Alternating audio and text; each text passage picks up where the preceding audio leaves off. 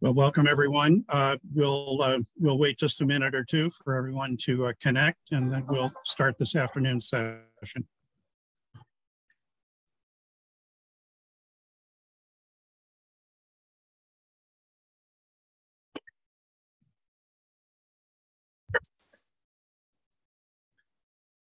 Well, welcome everyone, and thank you very much for being here this afternoon. My name is Russ Pate. I'm with the Arnold School of Public Health at the University of South Carolina, and today I'm representing the National Physical Activity Plan section of the Physical Activity Alliance. We are here today, of course, for the release of the 2022 United States Report Card on Physical Activity for Children and Youth. And we have an exceptional panel that is here with us today to release the report and comment on it. I will introduce each of the panelists, and then as each of them finishes his or her presentation, we'll just quickly pass the baton to the next presenter. At the conclusion of the formal presentations, we will have a question and answer discussion period during which we will ask the panelists to respond to a number of the many great questions that registrants for this webinar submitted in the registration process. So again, thank you all very much for being here. First, I'll introduce Peter Kaczmarzyk. Peter is Professor and Associate Executive Director for Population and Public Health Sciences at the Pennington Biomedical Research Center, where he holds the Marie Adana Corcoran Endowed Chair in Pediatric Obesity and Diabetes. Dr. Kaczmarzyk is an internationally recognized leader in the field of physical activity and obesity, with a special emphasis on pediatrics and ethnic health disparities. And I'll mention that Peter has been the driving force behind the physical activity report card for children and youth through all 4 iterations of the report card. Second will be Charlene Bergeson. Charlene is Executive Director of Active Schools, a national movement to make 60 minutes of physical education and physical activity before, during, and after school the norm in all K-12 schools in the United States. Charlene's a national leader for the promotion of children's health and well-being through physical activity. For the past 25 years, she's provided national leadership as a health scientist at the CDC, Executive Director of the National Association for Sport and Physical Education, and Senior Director for Education and Health at Save the Children. Third will be Kelly Cornett. Kelly's a health scientist on the Research Application and Evaluation team in the Healthy Schools branch of CDC's Division of Population Health, serving there as the Physical Activity and Physical Education Content Lead. She has over 10 years of experience in exercise science and health promotion. Prior to her current role, she served in CDC's Physical Activity and Health branch on the Translation and Evaluation team. And then finally, we'll have Tom Ferry. Tom founded and leads the Aspen Institute Sports and Society program, the mission of which is to convene leaders, facilitate dialogue, and inspire solutions that can help sports serve the public interest. Since 2011, the program has provided thought leadership on topics including the future of college sports, athlete advocacy, the legacy of Title IX, and the role of sports in addressing climate change. The program's signature initiative is Project Play, which develops, supplies, and shares knowledge to build healthy children and communities through sports. Tom came to Aspen from ESPN, where his work as a journalist was recognized for its innovation and excellence. So with that, I will ask Dr. Kaczmarzyk to present the new report card. Peter. All right. Good morning, everyone, or good afternoon, depending on where everyone is. Let me just share my slides. And see. Okay, can I get a thumbs up from someone, Russ or Tom? Can you see it okay? Terrific. Well, again, thank you all for joining, and it's a great pleasure for me to be here today to present the key findings from the 22 report card. So the goal of the report card remains the same as it has been over the last few cycles. It's really to assess levels of physical activity, sedentary behavior, and within all the different contexts within which children find themselves. An important thing is to also understand the barriers and facilitators to physical activity. And really, the report card itself is an authoritative evidence-based document that we hope that all influencers of children's physical activity, from parents, teachers, healthcare providers, policymakers, just everyone who comes into contact with children can use this as an advocacy tool to help promote physical activity among children and youth. This year, we had 10 primary indicators which we graded. You could think of these as subjects, like in your child's report card. So we had 10 of them, which we provided a grade on. One was overall physical activity, active transportation, organized sport participation, and active play. From there, those are the kind of the key physical activity indicators. We moved into kind of tangential indicators which are related to physical activity, such as sedentary behavior, sleep, physical fitness, family and peers, school and community, and the built environment.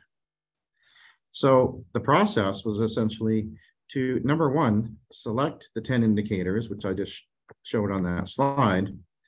And from there, actually go out and identify the best available data with which to inform those indicators. So we relied on multiple nationally representative surveys to provide this evaluation. And so we looked at the most recent and the most comprehensive data available for children and youth.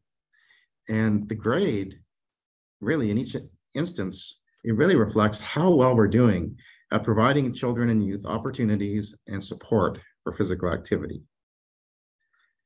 And I'd like to just highlight here the report card research advisory committee here. And many in this group have been active for many years in this initiative.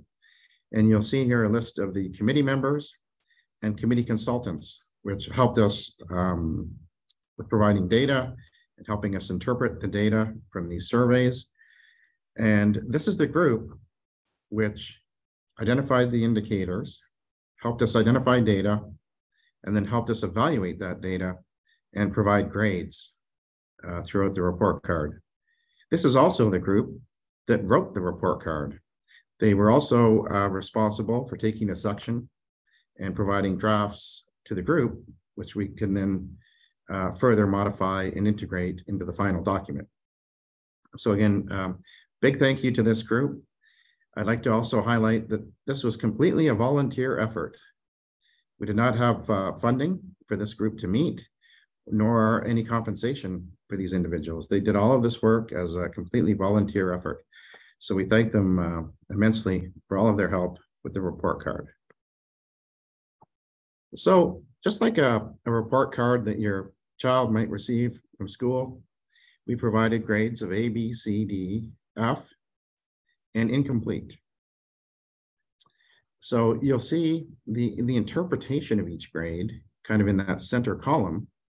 If we receive a grade of A, that means we're succeeding with the large majority of children and youth. And you'll see the benchmarks on the right-hand side. So let's just say if the prevalence of physical activity was 90%, we would be giving a grade of A for that indicator. And you can go down, you'll see we actually had solid benchmarks all the way from A to F. And an incomplete grade meant that there was either insufficient or inadequate information to assign a grade. And in these cases, we felt it was important to have that indicator on the report card because it was something we feel is very important and should be tracked from a surveillance perspective, but we may not have just had adequate data. So you'll see a couple of examples of that as we go through the different indicators here today. So number one, overall physical activity. You'll see that the 2022 grade was a D-. And if you go back through the last 4 iterations of the report card, you'll see from 2014 onwards, the grade remained a D-. And I show this figure because I think it shows nicely the prevalence of meeting the activity guidelines, which are 60 minutes of physical activity every day of the week, by gender and the survey period. And so if you were to follow that blue line, for example, that's the overall prevalence in boys and girls. And if you go to 2019, 2020, which is the most recent data collection period, you see we're at about 21%. So just to show you how this works, if you go back here now to this grading rubric, you go down and you look at, 20 to 26% would be a D-. So you'll see that's how we arrived at the grade, by essentially identifying the data source and matching it up to that rubric. We were able to grade this as a D-, and there hasn't been any change over time. Now, active transportation, you'll see is tracking at, F and D-, essentially. We have a D- grade here this year. These data come from the National Household Transportation Survey that's been going on since the 60s. And again, you see this drop off of the percentage of kids who are walking or biking to school. And then it's kind of plateaued in the 1990s through today at maybe 10 or 15% or so. Now, this is just walking or biking to school, but we also relied on data. I don't have it here because it was just a table and it didn't really lend itself to a slide, but let's see, we have about 23% of kids overall who are walking or biking to and from different places, not just school. And so that's where we essentially arrived with the D-, with about 23% of kids walking and biking to and from places. Now, organized sport participation, you'll see has leveled off here at a C. And this particular graph, which I wanted to show, shows the percentage of children and adolescents who engaged in no sport activity during the year. And you'll see that over time, it's kind of plateaued and it's starting to kind of come down over time, meaning that more kids are getting engaged in sporting activities. And what we see from other surveys is that about 50% of kids are playing on sports teams, either an individual sport or a group sport in the last cycle. So about 50% of kids playing on a team at least once per year. And of course, many kids participate on multiple or several different teams. So that's where we arrived at a grade of C. Now, we believe as a committee, and a lot of scientists agree with us, that active play, just unstructured active play, is extremely important for child development. And what we have over time is an incomplete grade. And that's really because we don't have a good benchmark for active play. We feel kids should be active and should be actively playing for several hours a day, but we don't have a good benchmark. And we also don't have a surveillance system to measure that. We don't ask about active play on the major surveys and these sorts of things. But we have this kind of text box which lays it out very nicely, I think, that outdoor time is a great marker for active play. And studies have shown children who are more active when they're outdoors than indoors. So we feel that moving kind of towards active play and time spent outside, perhaps as one marker of active play, would be a nice way to go in the future. So this is an example where we've given an incomplete grade. We feel active play is important, yet we couldn't find solid surveillance data to provide a grade. So that's a recommendation for future research. Now, of course, sedentary behavior is also important. We received a grade of D this year again. And for this, we really focused on screen time in children. And our indicator really was the prevalence of meeting the screen time guidelines of watching less than 2 hours a day of recreational screen time. And we'll see here, I just showed it by ethnicity and race, that overall it's approximately 20% of the population is actually meeting the screen time guidelines. So certainly some work to do there. Now, sleep is a new indicator that we added this year. You'll see that we have an NA, or not applicable, for our 2014, 16, and 18, because we just added this. So again, it's not a physical activity metric, but it is adjacent to physical activity in that when you think about the 24-hour day or the 24-hour movement cycle, children are either physically active, they're being sedentary, or they're sleeping. They essentially fall into one of those three categories. So we decided to take a look at this year just to see what it looks like. And there are guidelines for sleep duration in school-age children and in adolescents. And so this shows the prevalence of not meeting the guidelines, so the prevalence of short sleep duration, and we've plotted it here according to gender, income level, and race, ethnicity. So we see that overall, probably 37% of children are not meeting the sleep recommendations. And we also see variability by socioeconomic status. That FPL is the federal poverty level. So as you go from left to right, we see that we have a decrease in the prevalence of children who are meeting the sleep recommendations. Physical fitness is another indicator that's adjacent to physical activity.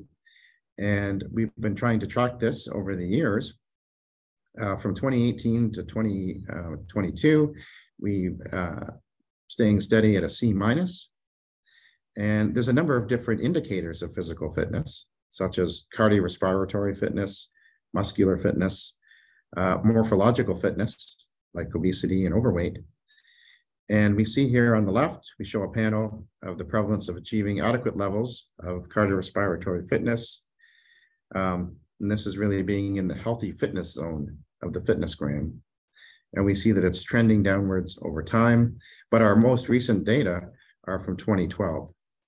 So again, we're calling for more surveillance and more recent data on cardiorespiratory fitness in the adolescent population. On the right-hand side, we see the trends for obesity and severe obesity in the United States. And right now, new data were just released showing approximately 20% of children and youth have obesity in the United States. And you can see the clear trends over time in this figure on the right. So something else we feel is very important, and that is the influence of family and peers on children's physical activity. Unfortunately, just like active play, we don't have a good indicator of that. Sometimes we might think about using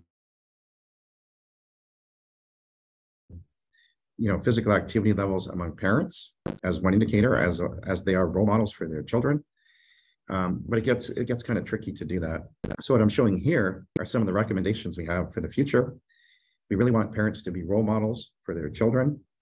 We also want to invest in programs to help parents learn how to be active with their children as well, and to keep them active. And finally, again, we come back to surveillance, and would really like to see nationally representative data exploring the influence of family and peers on the physical activity levels of children and youth. And of course, we could do this by adding questions to existing surveillance panels. So that is our second incomplete grade. We're moving into the school environment now, which everyone feels is a very important environment to deliver physical activity programming, and an environment where children can be exposed to opportunities for physical activity. And this panel here shows that, again, we have a low grade. This is physical education on all 5 school days, as reported in the Youth Risk Behavior Surveillance System. And we see here about 26%, so again, a D-, 26% of these respondents of high school students are getting physical education on all 5 days. And you'll see, interestingly, a trend we view over time, going from the 9th, 10th, 11th, and 12th grades. You see that drop off in physical education attendance. And of course, this happens as you get more advanced in the high school years, physical education requirements decrease. So it follows that trend nationally.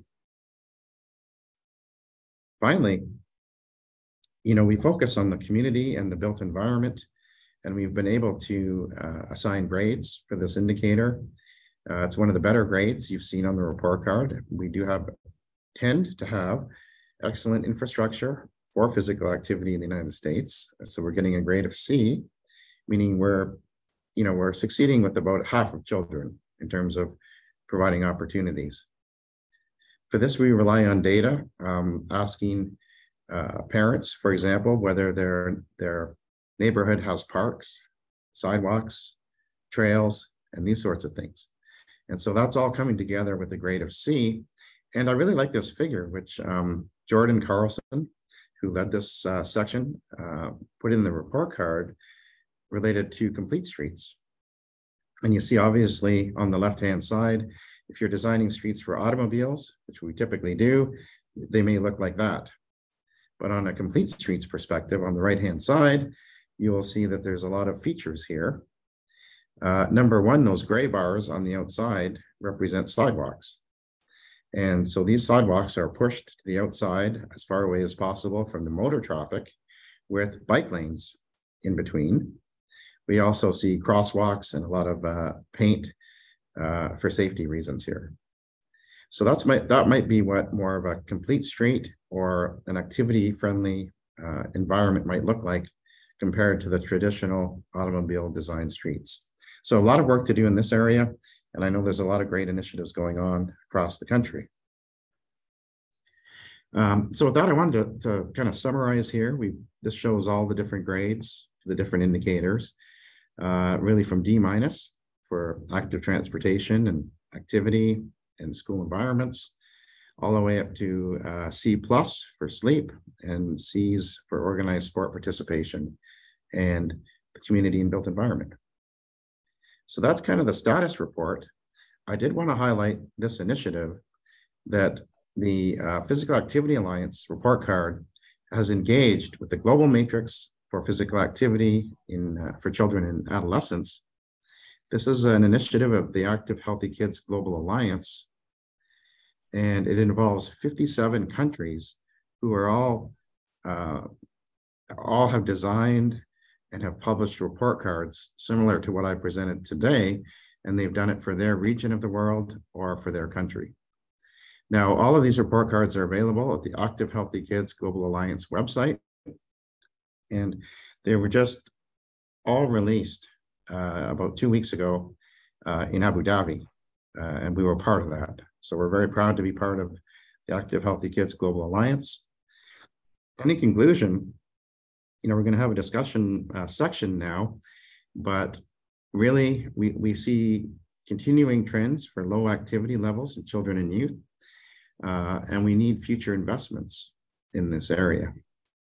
So I think this report card, in addition to assigning the grades, it does highlight several opportunities, I think, for the future to help us improve these grades.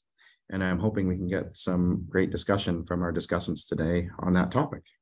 So with that, thank you all for your attention. Peter, thank you very much. We'll now go to Charlene Burgesson. Charlene? Yes, thank you, Russ. I'm going to put my PowerPoint up on the screen. Thank you for the thumbs up. Yes, I was looking for that. So good afternoon, everybody. And thank you for being here and for your interest in increasing physical activity among our nation's youth. I'm Charlene Burgesson, and I'm Executive Director of a national initiative called Active Schools, and I also am Chief Program Officer at Action for Healthy Kids.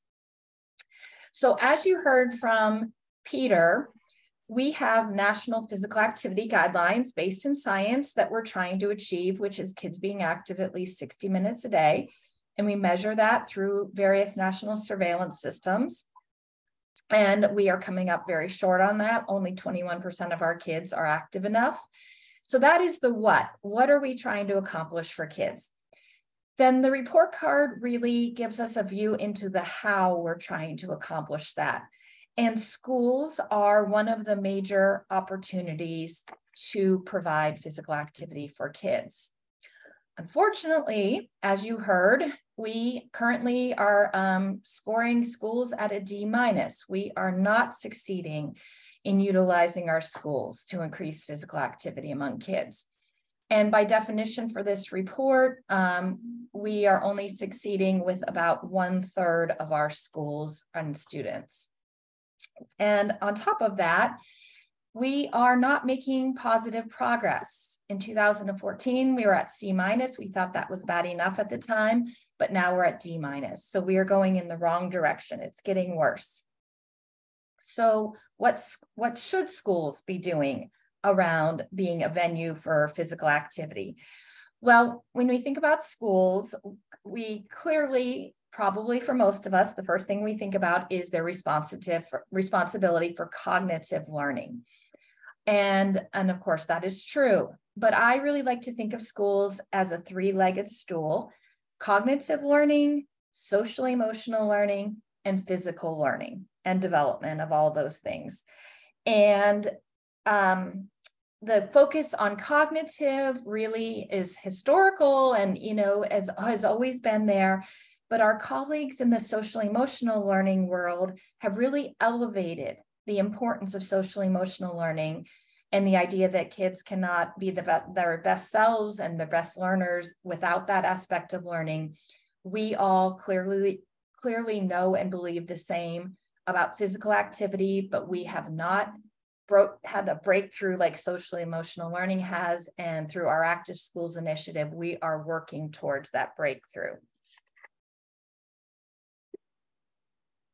So when we think about schools, we know that almost all kids attend school and the majority attend public schools.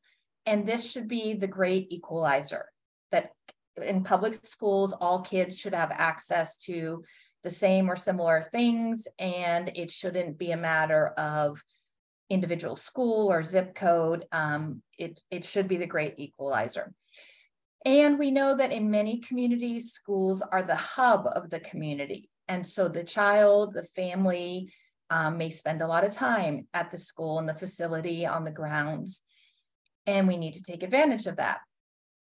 But I would posit that when you ask people about physical activity at school, what that means to them, what they think of, you would probably hear three things most frequently: physical education, elementary school recess, and high school sports. Well, those are wonderful things. We need them all, we want them all, and there's kids benefiting from all of them. However, they are not enough. For physical education and recess, we know that kids are not getting enough time in these two arenas. Sometimes once a week, sometimes not at all. It's just we're not prioritizing this use of time in our schools. And with the high school sports, we know that not all kids are choosing to be in competitive sports. They'd rather be in clubs or youth sport or intramural sports. And that some sports require a certain level of proficiency, and kids may get cut. Kids who are trying to be on the team may get cut from the team. And in some cases, there's costs associated even with high school sports. So we need to go way beyond these three types of activity options into what is called a comprehensive school physical activity program. And you're seeing the graphic on the right of your screen, which includes the things I just mentioned, but also includes physical activity during the school day, such as the classroom, physical activity before and after school, such as active transportation that Peter was talking about, those clubs, those intramurals, other ways that kids who are not choosing to be in competitive sports can be active. And then the people, and specifically the adults that we need to support all of this happening in a school setting. So both the school staff and the families, the parents, caregivers, and the community that surrounds the school. It needs to be a whole of school approach. And when I think of this comprehensive school physical activity program mentality, I like to compare it to reading. You might think that's a big stretch, but obviously reading is something that is absolutely prioritized in schools. And when you think about reading, when kids are young, they have reading class where they're learning to read, just like physical education class. They read in all their subject areas during the school day. They go to the library and get books and read. They have dedicated reading time during school, and then they have homework and calls to parents and caregivers for reading at home. If reading only happened in one or a couple of those places, we wouldn't have proficient readers that we do have, and we need to think about the same with physical activity. So as Russ mentioned when he was introducing this, in the US, we have the National Physical Activity Plan, and the education sector is one of the sectors, and one of the strategies, and there are others in the education sector, is that states and school districts should adopt policies that support implementation of a comprehensive school physical activity program model. So the idea here is that we need to reinforce movement and movement skills throughout all types of ways before, during, and after the school day. And we know that physical education is the foundation for learning skills and knowledge, but that has to be practiced, and it needs to be practiced and implemented throughout the day and throughout the community. So back in 2013, and I find it hard to believe it's been almost 10 years ago, the Robert Wood Johnson Foundation asked the Institute of Medicine to bring together an expert panel and examine the status of physical activity and physical education in schools. They produced an outstanding book, and I really urge you to look at it because it still just has critical information about how we should go about this. And their summary finding was that schools can and should play a major role in efforts to make children and adolescents more active, putting them on track towards better health and improved performance in their classes and beyond. And this was based on research. So schools, we all believe that schools do have an important role to play in increasing physical activity among kids. The last remark I have is, as we talked about schools and a whole of school approach and finding, integrating physical activity into every crack and crevice of the school day, there's also a role for the community. So this is really more than a whole of school approach. This is a whole of community approach, how the schools work together with community organizations, those that offer physical activities such as Parks and Recs and YMCAs, and those who just support physical activity. So please put on your, in your communities, please think about the whole of school approach and the whole of community approach. Thanks. Charlene, thank you so much. We'll now pass the baton to Kelly Cornett. Kelly? Hello, thank you so much. All right, I'm gonna get my visuals up. It's so good to see so many people on this call and be surrounded by my colleagues today. This is amazing. All right, I am going to get set up here. Can I get a thumbs up? All right, good to go. Well, my name is Kelly Cornett, and I am with the Centers for Disease Control and Prevention's Healthy School branch. The score on the report card, as I'm sure many of you are feeling right now, is concerning for many reasons. And this is when we really need to think about all the ways to leverage current resources and strategies that incorporate more physical activity into the school day. And that's a benefit to academics, a protective factor for school connectedness, and a benefit to mental health. So I'm so happy you all are here today to hear more. And really coming right off what Charlene was talking about, this is the whole school, whole community, whole child, or the WISC model. It is CDC's framework for addressing health in schools. It's that holistic approach that Charlene was just mentioning. But I also want to point out that it is student-centered and it emphasizes the role of the community in supporting the school.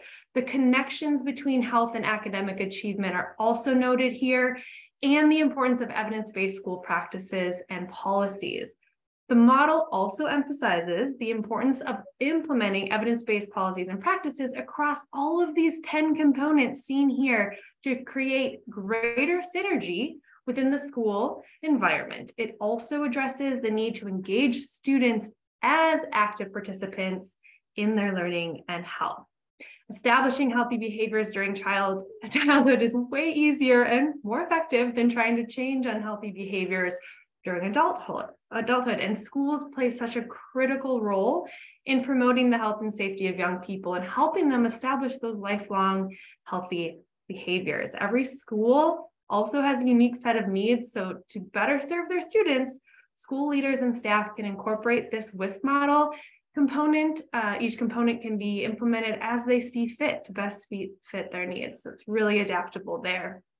For substantial benefits from physical activity, it's been mentioned here, school-age children and adolescents should be getting 60 minutes or more of that moderate to vigorous physical activity a day. And some physical activity, though, is better than none. And schools really do have the opportunity to provide a significant portion of the recommended amount of physical activity during the day.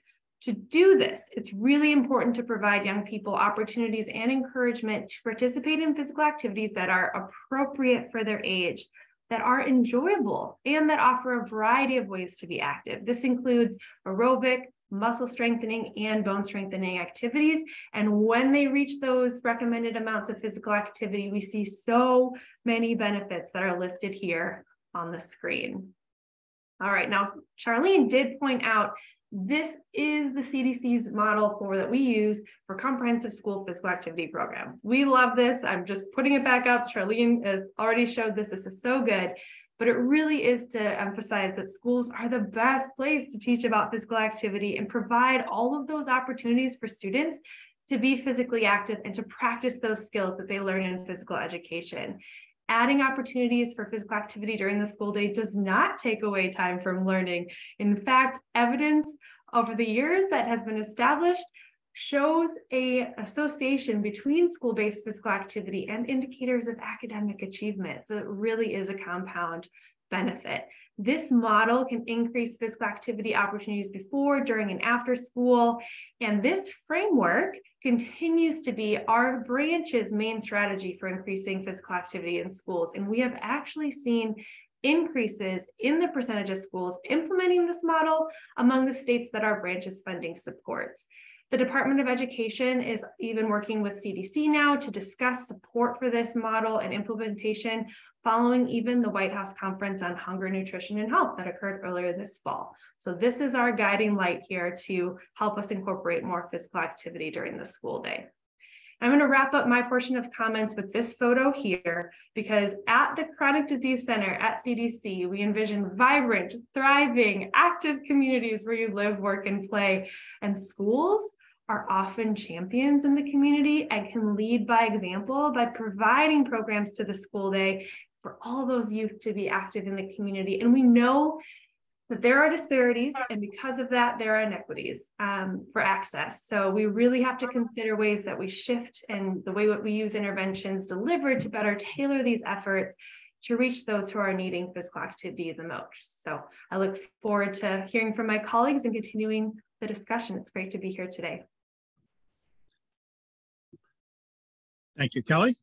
And hitting and cleanup today is Tom Ferry. Tom, all yours. Okay, well, thank you, Russ. Let me share screen here. Let's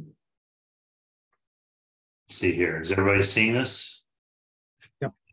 You're good. Good. All right, terrific. Go from the beginning. There you go. Okay. All right. So I'm going to talk to you about organized sport participation, which has really been the focus of, well, it's sport participation in general has been the focus of our Project Play initiative. And it's great that the grade in organized sport participation has moved up from C- to a C. There have been a lot of organizations that are doing a lot of work in the space to make sport more accessible to more kids in recent years, but we're still middle of the pack. So a little bit of context here, just to help people understand that we can do a lot better. All right. So there's only one country in the global matrix that got an A, and that would be Denmark. Norway, which I've written about a good bit, and we have talked about within Project Play, did not participate in the study. What we're told is they have like about a 92% participation rate. So Scandinavian countries do very well. Other countries that have done well are Spain, which gets a B+. And you can see the countries that have a B-.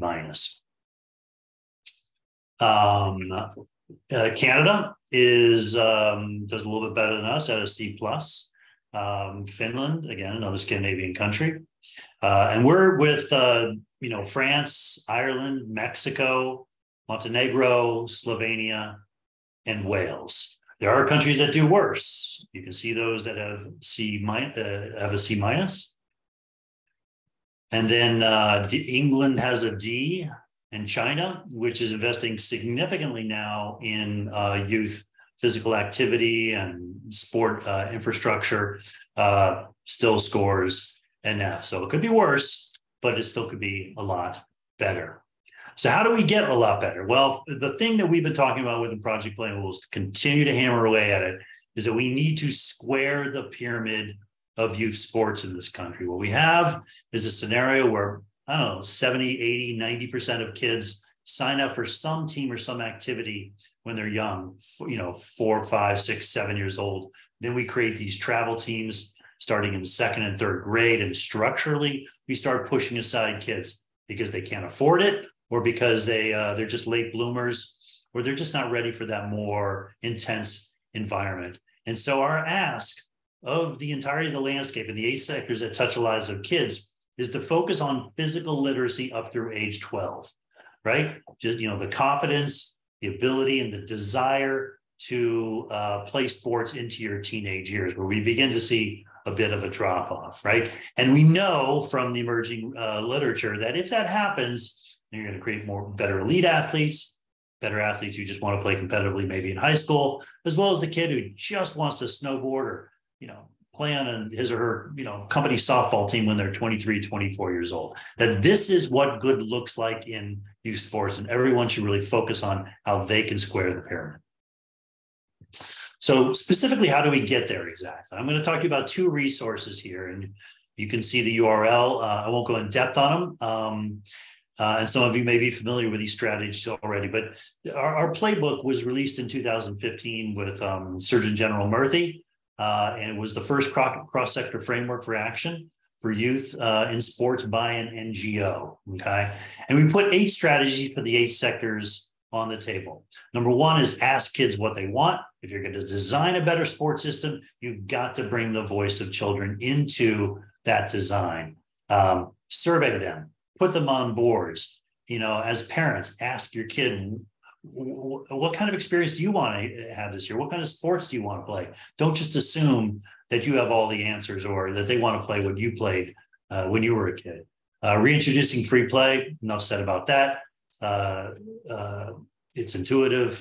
Encourage sports sampling, meaning playing a wider variety of sports, not just the 4 or 5 that are served up in many communities. Thinking small, that's about play spaces, share use agreements between schools and community recreation spaces, revitalizing in-town leagues, that local, low-cost opportunity to play with your classmates. It doesn't all have to be travel. This can be done well, particularly if you bring in coaches who know what they're doing and can make it a good experience for kids. Designing for development, which is just understanding what is age appropriate, developmentally appropriate. How do you recognize that 6 is not 16? And then finally, emphasizing prevention of concussions, of knee injuries, of other health impacts that would prevent parents from signing up for their kids for sports, or cause kids just to step away themselves.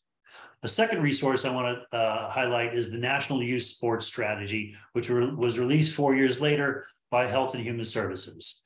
And what I really like about this document is very solid, is that it talks about federal government coordination, the role of policy, partnership and stakeholder coordination, communication and promotion of youth sports, and measurement of youth sports. The federal government has done a good job of collecting better data about kids who are playing sports. I think it's like 56%, and set a goal by 2030 of 63%. It's a long URL, but maybe you just want to Google National Youth Sports Strategy to find it.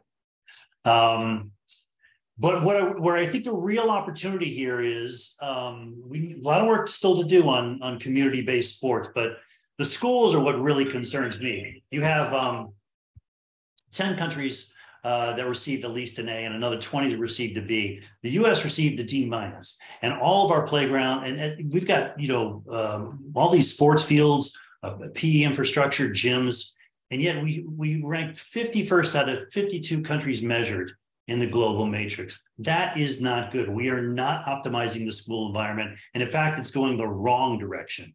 We know from our research of the Federal Civil Rights Database that only 39% of high school students play high school sports. And we recently heard just a month or so ago from the National Federation of State High School Associations that high school participation in school sports dropped 4% since the start of the pandemic.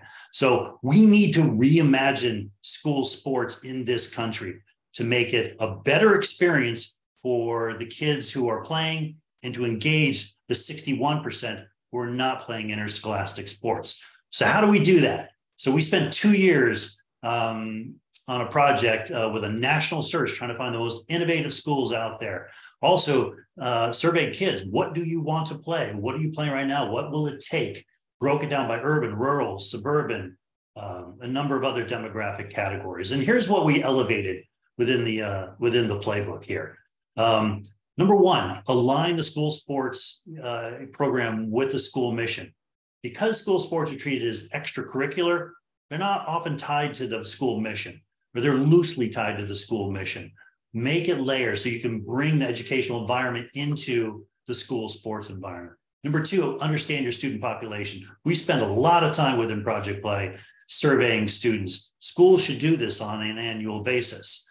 Number three, we found we believe there's real potential in creating personal physical activity plans. So when a kid shows up in high school, the counselor typically sits down with and says, okay, what classes did you take in middle school? What kind, do you have aspirations going to college? And they begin to chart a 4-year plan. Well, why can't we do that with physical activity as well, right? I know there are challenges with that. Counselors are overwhelmed, particularly in large schools, but this is being done in small schools and places. And there are ways to do this, to systematize it through electronic templates or otherwise that can maybe, understand, okay, you played that sport, you have this interest. Okay, terrific. We've got this at our school, or there's these type of programs in our community that maybe we can connect you to. Number four, introduce other forms of play. High school sports have become too much just about interscholastic sports. Our school's best athletes playing, your school's best athletes chasing championships. Okay, there's nothing wrong with that. But what about intramurals? What about community partnerships, et cetera? Bolstering coach education, just giving them the tools to teach learning in their athletes. Prioritizing health and safety. Lots of ACL injuries, too many concussions that could be prevented. We've got to attack that, and we will within our activation of this project. And then measure and evaluate programs. So right now, high school sports is funded by bake sales or Friday night light tickets or otherwise, but there's $500 billion in philanthropy that's out there. How can schools position themselves? How can they collect the data and make the case for, we are getting the broadest swath of our student population engaged in sports, and therefore it's addressing all sorts of issues that you care about as a philanthropy. So there's a number of resources at our website there. Finally, what I say is, we're going to be digging into all this in depth at the Project Play Summit. And we're announcing today the dates for the summit, which are May 17th and 18th in Colorado Springs. Registration is not open yet, but feel free to write me, catch us on Twitter, and you'll you'll have a chance to sign up if you like. It sells out every year, and we'd love to have as much of this audience participate in this conversation in Colorado Springs. So thank you, Russ. Tom, thank you so much. And I'll ask all of the panelists to unmute and come back on the screen. We have about 10 minutes still available for discussion. And when you registered for the meeting, you were asked to pose a question, and many of you did. There were great questions, and we made an effort to distill them into a handful of questions that we're going to ask our panelists to comment on. So in some cases, I'll offer these up to the full panel. In some cases, I'll direct them, but I'll direct this first one to Charlene and Tom. How can we get state education departments more involved in this issue? Charlene? Sure. Well, I think what we need to make sure at state education departments is that we have somebody on staff who is a champion for physical education, physical activity, and that is knowledgeable about that. Too often, sometimes someone is wearing many hats at the State Department and they may not really have the background. So it's really important that we have that person there. And then it's really important that we have the advocates from throughout the state, from the schools, the districts, the community organizations, the youth sport organizations, who are asking for and making a case for and ultimately demanding these types of policies and practices that are good for our kids. So and then it's a relationship between the two, right? It's a relationship between the people in the field and the person who has that staffing responsibility, working together, and then also creating the relationships with the decision makers and the legislators, because that trust takes time and that convincing takes time.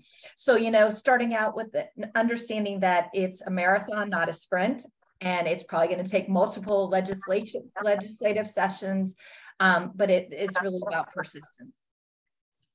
Yeah, I'd say there are three things, Russ. Number one, work with what they care about. So if social emotional learning is a real priority with school boards and the Department of Education, then they need to know what Arnie Duncan said at our event about 3 years ago when we released a report on calls for coaches. And he said there's no better environment in the school to teach social emotional skills than sport teams. I mean, this is what happens. You try, you fail, you pick yourself up, you work with other people. It's much easier to teach these type of skills in a sports setting than it is in a math classroom.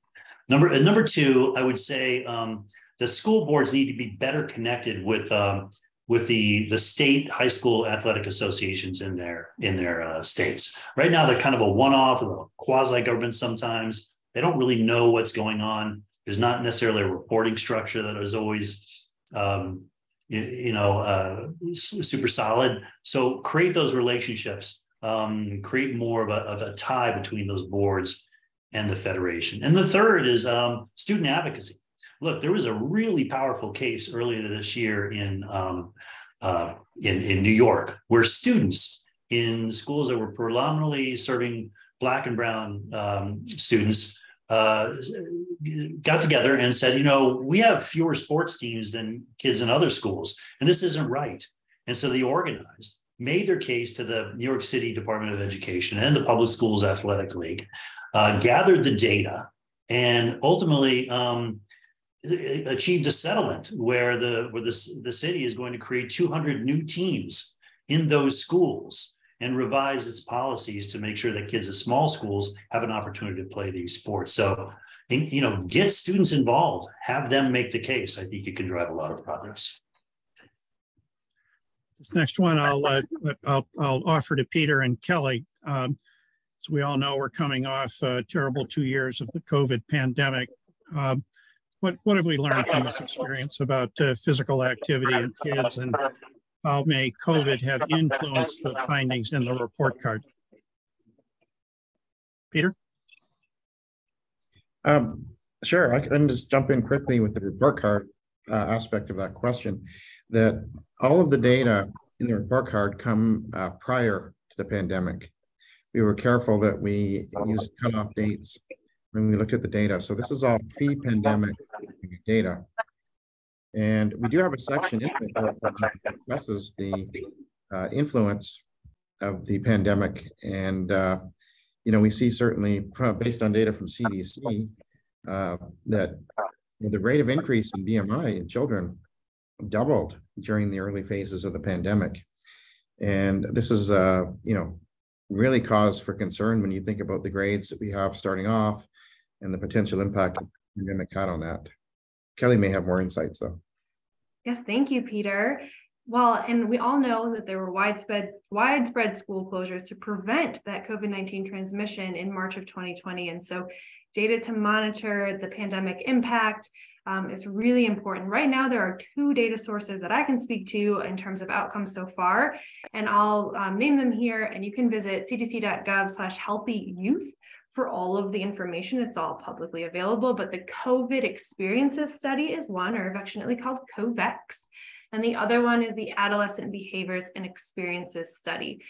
Those really speak to current information that we have during the pandemic. And what we know already from these 2 data sources at a higher level here is that kids have participated in less physical activity and have spent less time outside during the pandemic. This has obvious implications impacting overall physical activity levels.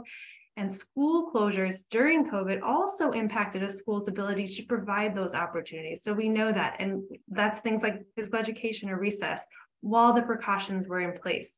One thing Peter did mention, he shared a little bit from the YRBS, the Youth Risk Behavior Survey, and the 2019 pre-COVID data tells us we need to have our ears up, our antennas up for the 2021 YRBS data that will be published in 2023. We will need to look at trends that occurred and consider disparities that we see, and if they worsen during 2021. So we're all looking in the right place. Thank you. And for Charlene, what is the influence of electronic entertainment on physical activity in kids, and how can we address this challenge? Oh, that's an important question. And I'm not going to claim to be an expert on the data around that, but I would give a couple general thoughts, which is electronic use can work against kids being physically active, but it can also in some cases work for them. So it's not one blanket statement that it's a bad thing. It's just like sort of drawing the parallel to nutrition or healthy eating. It's the balance between sedentary activity and physical activity. And so it's having limits on that. But then it's also using electronics to support movement, right? Whether it's tracking devices that motivate kids, whether it's some of the, the dance along type things, or whether even time spent using electronics can be a scheduled thing or what word am I looking for? Can be a reward for being active. So I think we have to be careful not to just, make it a bad thing. I mean, kids are going to use their electronics. There's no doubt about that. And so it's how we find the balance and how we use it to an advantage of being active as well. I think we have time for one more. Tom, you've emphasized the importance of listening to kids. Tell us more. Why do you appreciate that recommendation so much? Yeah, I mean, we've just learned so much from doing this at the national level, at the local level, or otherwise. We get into schools and we survey them. What are you playing? What do you want to play? Why are you not playing? Is it homework? Is it transportation? Is it you don't feel welcome? Is the coach not good? You'd be amazed at what you learn. We went into Oakland, California, for instance, with Stefan and Aisha Curry's foundation to landscape the state of play. We released a report a few months ago, and what do you know? Kids wanted archery, right? I mean, you wouldn't have thought that looking in from the outside. So you've got to start with the kids. If you're going to design solutions, you've got to center their voice again in that process. And from there, you can build. And from there, you can also give grant makers, policymakers the confidence to put in policies, programs, investments that are going to make sense. Thank you, Tom. I think we're at 2 o'clock. I'd like to close by thanking and congratulating Peter and his whole crew at Pennington Biomedical for their tremendous support of this important project over the years. Peter, thank you so much. And thanks to our panelists for all your insights today. And for those of you that registered and attended, thank you so much for being here. I think you heard lots of good ideas. Please go home and pick one and act on it. We'll conclude. Thank you all so much. Go Tigers. Thank you all. You don't need help. No, hardly.